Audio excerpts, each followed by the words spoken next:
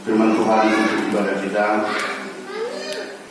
di Minggu Advent kedua ini, 4 Desember 2022, diangkat dari Filipi 1, diawali dari ayat 3 dan diakhiri ayat 11. Filipi 1 diawali dari ayat 3 hingga ayat 11. Mari kita bacakan Bapak Ibu dengan mudah-mudi secara responsoria. Kami akan membacakan ayat yang pertama, yaitu ayat 3. Ucapan syukur dan doa. Aku mengucap syukur kepada Allahku setiap kali aku mengingat kamu. Dan setiap kali aku berdoa untuk kamu semua, aku selalu berdoa dengan sukacita. Aku mengucap syukur kepada Allahku karena persekutuanmu dalam berita Injil mulai dari hari pertama sampai sekarang ini. Akan hal ini aku yakin sebelumnya, yaitu Ia yang memulai pekerjaan yang baik di antara kamu akan meneruskannya sampai pada akhir pengorbanan. Memang sudahlah sepatutnya aku berpikir demikian akan kamu semua, sebab kamu ada di dalam hatiku. Oleh karena kamu semua turut mendapat bagian dalam kasih karunia yang diberikan kepadaku, baik pada waktu aku dipenjarakan maupun pada waktu aku membela dan meneguhkan berita Injil. Sebab Allah adalah saksiku betapa aku dengan kasih mesra Kristus Yesus merindukan kamu sekalian. Dan inilah doaku, semoga kasihmu makin melimpah dalam pengetahuan yang benar dan dalam segala macam pengertian. Sehingga kamu dapat memilih apa yang baik, supaya kamu suci dan dapat bercacat mengenal hari Kristus. Penuh dengan buah kebenaran yang dikerjakan oleh Yesus Kristus untuk memuliakan dan memuji Allah. Demikian firman Tuhan, kita nyanyikan firman-Mu mendalam.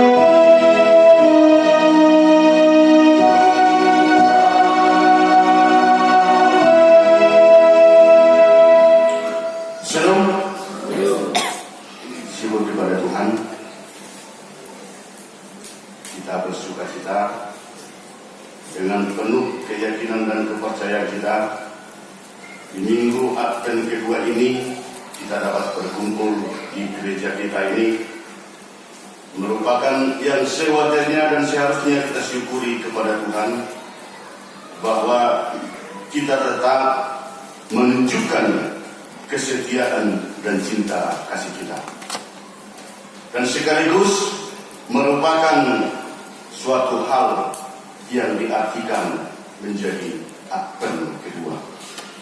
Bapak Ibu, mudah-mudahan yang dikasih oleh Tuhan,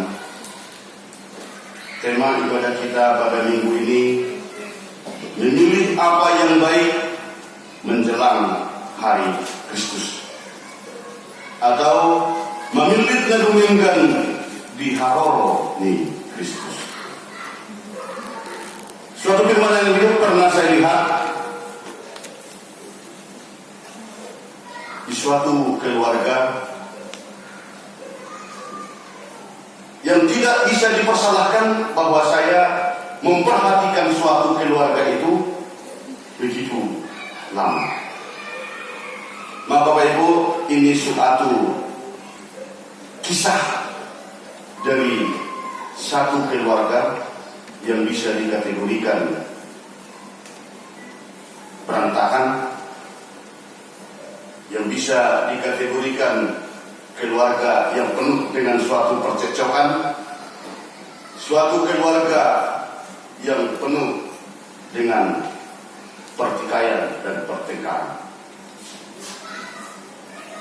Yang menjadi suatu rahasia bahwa tidak ada jemaat HKI Penerangan dan tidak ada keluarga HKI Penerangan yang seperti yang ada di dalam cerita ini. Mengapa dikatakan seperti itu Bapak Ibu? Karena pekerjaan antara si bapak dan si ibu betul-betul di luar jangkauan daripada titik-titik kebenaran dalam segala hal. Mereka dibuahkan atau mempunyai 4 orang anak. Mereka mempunyai buah perkawinan mereka ada 4 orang. Cara hidup mereka Bapak Ibu sulit untuk dimengerti, sulit untuk diteliti, bahkan sulit untuk dicontoh. Kenapa Bapak Ibu?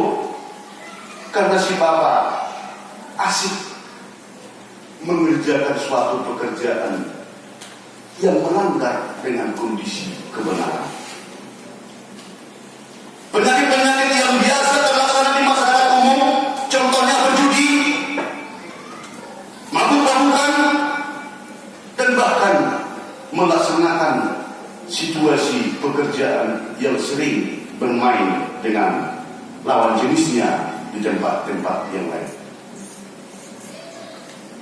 Untuk mendapatkan kebutuhannya, untuk dihabiskan untuk berjudi, maka dia pun mengerjakan pekerjaan mencari uang, melaksanakan penipuan, bahkan mencuri. Demikian juga si istri Bapak Ibu.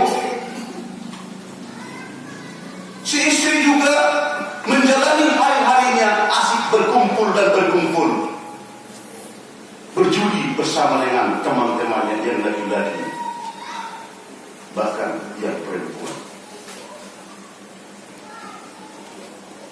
Beberapa puluh tahun bahwa keluarga ini bisa dikatakan dan bisa digarisbawahi merupakan suatu keluarga yang broken home. Setelah 25 tahun Bapak Ibu, setelah 25 tahun,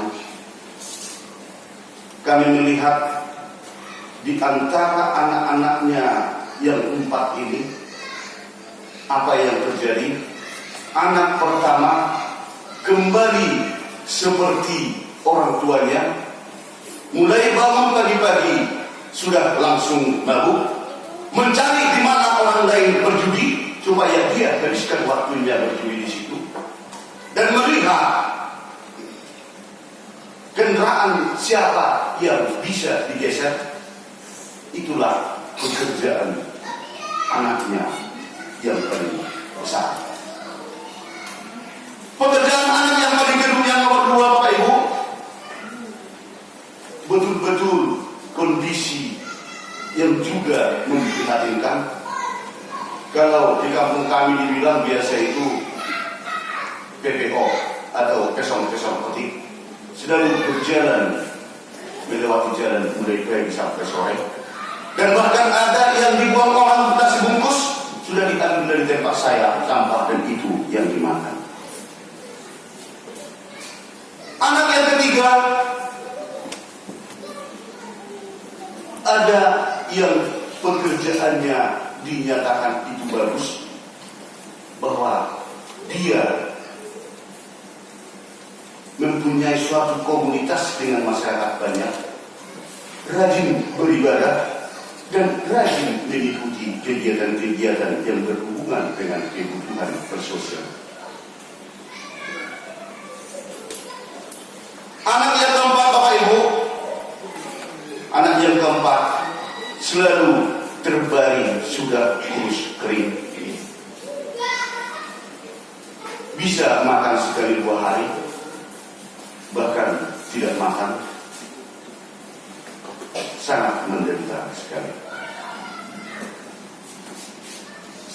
Karena penasaran Bapak Ibu, karena betul-betul ingin tahu, kami memberanikan diri mempertanyakan anaknya yang 4 orang ini tadi. Yang pertama sekali kami dekati anak yang pertama. Bang, mengapa jadi seperti ini jalan hidupmu, Bang? Karena setahu saya dulu waktu kita masih sekolah, kondisimu orangnya pintar dan bisa tampil di sekolah. Apa jawabnya Bapak Ibu? Kamu sendiri sudah tahu bahwa orang tua saya, bapak dan mama saya, merupakan suatu keluarga yang tidak pernah ada kecocokan, tidak ada suatu pernah kedamaian, bahkan membuat malu terhadap seluruh masyarakat sekampung kita. Dan itulah yang membuat saya mengambil satu keputusan, tidak ada semangat hidup lagi, bahwa hal yang dikerjakan mereka itu menjadi suatu warisan kepada saya. Yang kedua, saya tanya ini tadi yang bisa dikatakan yang sudah agak lari pemikirannya. Saya kejar, saya beli nasi bungkus, makan dulu Bang. Abang kenapa jadi seperti ini? Tanya orang itu, ditinggalkan saya. Saya kejar lagi. Sudah abang makan nasinya tadi? Mungkin abang sudah lapar. Tanya orang itu, siapa mau ditanya Bang? Tanya orang saya, tanya bapak saya. Menetes air mata saya Bapak Ibu. Dengan kondisi caranya yang menentukan kata-kata, tanya mereka itu.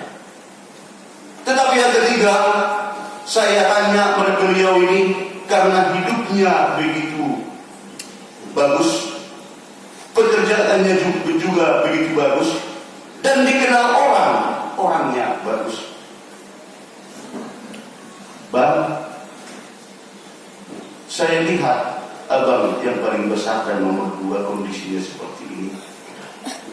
Tetapi kok abang hidupnya begitu damai, begitu bersukacita, dan bisa merangkul anak-anak yang Tuhan titipkan kepada keluarga abang? Apa motivasi abang? Dan apa yang membuat kok jauh beda dengan saudara abang sendiri? Beliau berkata, hidup ini adalah memilih. Saya memilih bahwa tidak merupakan suatu yang harus saya kerjakan seperti yang dikerjakan oleh orang tua saya, keluarga yang broken home. Bahwa saya bisa buktikan bahwa saya bisa hidup damai jika tetap mengikuti hal-hal sesuai dengan kebenaran yang diajarkan oleh agama saya dan yang dikehendaki dan diinginkan oleh masyarakat. Dan ternyata bahwa saya bisa memilih tidak harus hidup seperti orang tua saya yang semuanya sudah diketahui orang di sekitarnya. Itu pengakuan daripada beliau. Yang keempat, saya coba tanya, tetapi tidak terjawab apa-apa. Ilustrasi atau cerita yang dibeberkan atau diceritakan tadi Bapak Ibu, bahwa merupakan suatu hal yang bisa kita gabungkan dengan khotbah kita di hari Minggu yang sangat indah sekarang ini, di Minggu Advent kedua ini, merupakan suatu hal yang bisa kita sejajarkan seperti halnya yang sudah kita bacakan tadi, dan sesuai dengan tema ibadah kita yang mengatakan memilih apa yang menjelang hari Kristus. Memilih apa yang baik menjelang hari Kristus. Bapak Ibu mudah-mudahan yang dikasih oleh Tuhan, surat yang dituliskan oleh Rasul Paulus, yang dituliskan ke jemaat Filipi, merupakan suatu surat yang bisa dikatakan itu surat kesedihan, surat ratapan tangis, dan bahkan di satu sisi bisa dikatakan itu surat sukacita. Penting disampaikan Bapak Ibu yang dikasih oleh Tuhan, bahwa jemaat Filipi adalah jemaat yang pertama sekali dibuka atau didirikan oleh Paulus, yang terletak di Makedonia pada tahun 49 Masehi. Makedonia terletak di saat itu adalah di kepemimpinan kerajaan Roma. Jemaat Filipi ini betul-betul merupakan suatu jemaat yang diberikan oleh Paulus suatu support, suatu apresiasi yang begitu mendalam dan begitu bagus. Kenapa Bapak Ibu? Hubungan emosional, hubungan kebersamaan, hubungan kasih sayang daripada gereja jemaat Filipi dengan Rasul Paulus sangat begitu dekat, terlebih dengan adanya itu kepercayaan mereka terhadap Tuhan Yesus. Mereka tidak dipengaruhi oleh tempat yang begitu dekat atau jauh, tetapi keharmonisan kasih sayang mereka tidak ada yang bisa membatasi. Maka dikatakan tadi itu seperti yang kita bacakan, aku mengucap syukur kepada Allahku setiap kali aku mengingat kamu. Ini kata-kata daripada Apostel Paulus. Ini surat dari Rasul Paulus dari penjara di saat itu ke jemaat Filipi. Dan setiap kali aku berdoa untuk kamu semua, aku selalu berdoa dengan sukacita. Mengapa Apostel Paulus mengagumi mereka? Mengapa Rasul Paulus memberikan apresiasi yang begitu besar dengan jemaat Filipi? Karena dengan banyaknya kemelut, banyaknya rintangan, banyaknya cobaan, banyaknya pergumulan yang dialami oleh jemaat Filipi, tetapi justru itu dipergunakan oleh jemaat Filipi semakin kokoh dan semakin kuat berpercaya, berpengharapan kepada Tuhan Yesus yang sudah diberikan firman oleh Rasul Paulus. Itulah yang disampaikan oleh Rasul Paulus terhadap jemaat Filipi melalui suratnya. Aku mengucap syukur kepada Allahku karena persekutuanmu dalam berita Injil mulai dari hari pertama sampai sekarang. Banyak orang yang mengatakan itu ajaran yang diajarkan oleh Rasul Paulus itu ajaran yang tidak benar. Itu yang kamu sembah itu tadi, yang diajarkan oleh Paulus tadi, itu adalah yang salah. Tetapi apa yang terjadi dengan beratnya godaan, beratnya itu cobaan, beratnya itu rintangan yang dihadapi oleh Filipi, jemaat Filipi, mereka mulai dari awalnya tidak berubah, bahkan semakin bertumbuh dan bertumbuh. Paulus saja sudah dipenjara. Bagaimana kamu masih tetap mengerjakan dan mengikuti apa yang dia ajarkan? Sepertinya mereka begitu kokoh mengatakan kami tidak peduli bahwa kami telah ikut dengan Yesus yang sudah memberikan kami kehidupan dan suatu janji yang indah kepada kami sesuai dengan firman yang diajarkan oleh Paulus. Di situ dia Bapak. Di situ dia. Maka dikatakan demikian akan kamu semua, sebab kamu ada di dalam hatiku.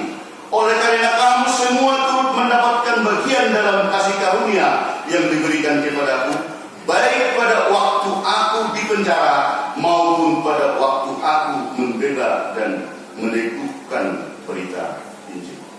Inilah doa Paulus kepada Tuhan, melihat daripada situasi kekokohan kesetiaan daripada iman jemaat Filipi. Tak sedikit Bapak Ibu yang dialami oleh jemaat-jemaat gereja-gerejawi di dalam kehidupan kita sehari. Tidak terlepas sesuai yang diceritakan itu tadi di surat daripada Paulus itu tadi, suatu jemaat Filipi yang betul-betul diapresiasi dari lubuk hati yang dalam oleh jemaat itu tetap menyayangi dan mengasihi Rasul Paulus. Begitu banyaknya godaan, rintangan, dan siksaan bahkan dialami mereka, tetapi mereka tetap kokoh dengan iman mereka. Termasuk, tidak usah kita membicarakan yang di luar, termasuk seperti itulah jemaat HKI Penerangan Bapak Ibu. Kalau dahulu seperti yang sudah kita bacakan tadi, ada terjadi tantangan-tantangan, kesulitan-kesulitan, pergumulan-pergumulan yang dialami, yang dinikmati oleh jemaat Filipi. Jemaat sekarang pun ada mengalami yang seperti itu, termasuk jemaat HKI Penerangan yang betul-betul itu seperti ada kesamaan dengan jemaat Filipi. Secara pribadi saya Bapak Ibu, saya sangat bersama dengan majelis sangat mengapresiasi jemaat HKI Penerangan, mulai dari yang tua sampai ke yang anak-anak. Tetap betul-betul bersemangat dan tetap betul-betul itu mencintai Tuhan tanpa memikirkan kendala ataupun problem atau kesulitan-kesulitan yang ada. Jika bisa kami berkata, you are the best, kamu yang terbaik. Seperti itulah Paulus terhadap Filipi, dan kami juga atas nama majelis menyatakan seperti itu, kamu yang terbaik, karena betul-betul bersekokoh untuk tetap memuji Tuhan Yesus, tidak terlepas dan tidak memikirkan bagaimana kesulitan yang ada. Terkhusus tanggal 30 November kemarin menjadi hari berdirinya jemaat HKI Penerangan pada 2022, genap usia daripada gereja kita 8 tahun. Satu yang sangat dibanggakan, satu yang sangat diapresiasi. Banyak orang yang membuatkan suatu tempat persekutuan mereka, banyak yang membuatkan suatu tempat mereka saling mengasihi, tidak sampai 1 tahun belum tikar. Tidak sampai setengah tahun sudah merupakan suatu pergumulan yang sangat besar. Tetapi atas kuasa Tuhan, atas kebaikan Allah, bahwa HKI Penerangan masuk usia yang ke-9 tahun. Hal itu merupakan suatu kebanggaan Bapak Ibu. Hal itu merupakan suatu yang penting kita syukuri kepada Tuhan. Bagaimana Rasul Paulus mensyukuri kedatangan Tuhan melihat daripada kesetiaan jemaat di Filipi. Bapak Ibu yang dikasihi oleh Tuhan, sebentar kami mau bertanya dulu kepada ibu-ibu. Ini khusus ibu-ibu. Jadi kalau tidak dijawab berarti ada tanda tanya. Kira-kira inang. Nah, di sini ada 2 inang, di sana banyak. Kira-kira bangga gak dengan suami inang semua? Bangga kira-kira? Bangga. Terima kasih kepada Tuhan. Kalau memang jawaban ibu tidak bangga lagi terhadap suami, itu sudah penuh dengan pertanyaan. Mungkin dengan kesulitan-kesulitan, pergumulan-pergumulan keluarga, mungkin dengan kesulitan-kesulitan ekonomi, mungkin dengan kesulitan-kesulitan pekerjaan, mungkin kesulitan-kesulitan sehingga si istri tidak menggelai dengan suami. Ini sudah sangat sulit dipertanyakan. Tetapi firman Tuhan saat ini mengatakan kita mesti bangga bahwa kita punya Yesus, kita punya Allah yang tetap setia untuk mengasihi kita dalam seluruh perjalanan hidup kita. Dan saat ini juga dipertegas, kita diarahkan untuk bangga menjadi jemaat HKI Penerangan yang diberkati Tuhan dalam segala hal, karena kita mengikuti ajaran Tuhan Yesus. Karena kita tetap setia mengikuti daripada kehendak yang dikehendaki oleh Tuhan sesuai dengan kebenaran, sesuai dengan yang Tuhan inginkan kepada kita, tetap kita laksanakan. Saya tetap katakan, di dalam janji yang diberikan oleh Tuhan, yang diberikan oleh Allah, diharoroni Tuhan pada hari ini. Seperti yang dikatakan tadi, bahwa di Advent ini, bahwa kita bukan hanya mempersiapkan diri untuk merayakan hari kelahiran Tuhan Yesus Kristus, tetapi di sini kita diajak mempersiapkan, kita harus setia untuk menyambut kehadiran Tuhan Yesus yang kedua. Itulah yang dikatakan hari Tuhan, Bapak Ibu yang dikasihi oleh Tuhan.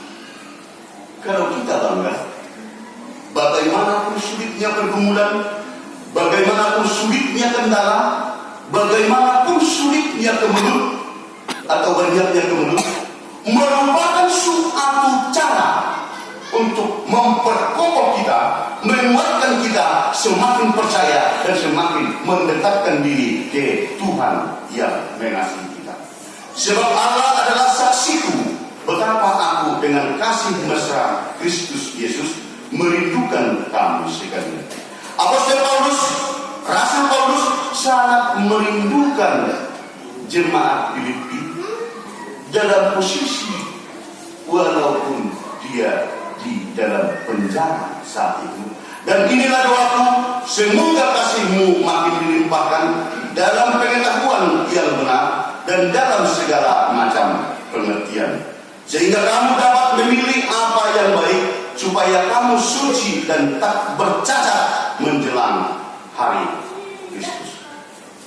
Firman ini menguatkan kita, memperkuat kita, semakin memperkokoh bagaimana kita supaya bisa memilih apa yang baik, apa yang benar sesuai yang dikehendaki oleh Tuhan, agar kita suci dan tak bercacat menjelang hari Kristus. Saya yakin Bapak Ibu, arahan ini, surat ini dituliskan oleh Rasul Paulus bukan hanya sekedar ke jemaat Filipi, tetapi hari ini sampai ke jemaat HKI Penerangan, agar kita semakin bangga untuk memuji dan memuliakan nama Tuhan, memberikan apa yang terbaik kepada Tuhan, dan tetap bersukacita di dalam seluruh hal yang Tuhan berikan kepada perjalanan kita.